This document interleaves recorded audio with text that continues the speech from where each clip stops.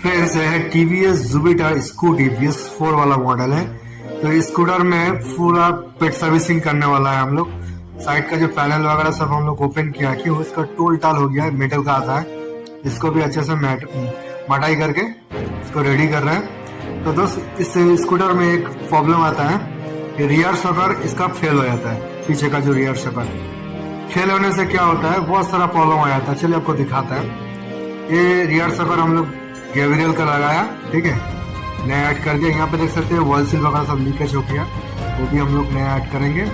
तो देख सकते हैं रियर शॉकर फेल होने से क्या होता है, यहाँ पे जो साइलेंसर जो एग्जॉस्ट का जो हम लोगों का जो पाइप है ये वाला ये दब जाता है, क्योंकि गाड़ी बैठ जाता है बम्पर में, यहाँ पे चोट आ जाता है और यहाँ से बैंड हो जाता है, साइलेंसर लीक भी हो जाता है और पिकअप भी ठीक से हम लोगों का नहीं बनाता है। बहुत सारा ऐसे प्रॉब्लम आ जाता है, ठीक है। तो बहुत सारे दोस्तों को पता नहीं है, सिंगल में मिल जाता है, ठीक है। ये वाला पाइप ये देख सकते हैं टीवीएस जुपिटर का ये वाला पाइप सिंगल मिल जाता है। अगर आपका चित्र में नहीं मिल रहा है तो वीडियो का नीचे कमेंट करें, मैं आप लोगों को यहाँ से कोरियर करके भेज दूंगा, ठीक है।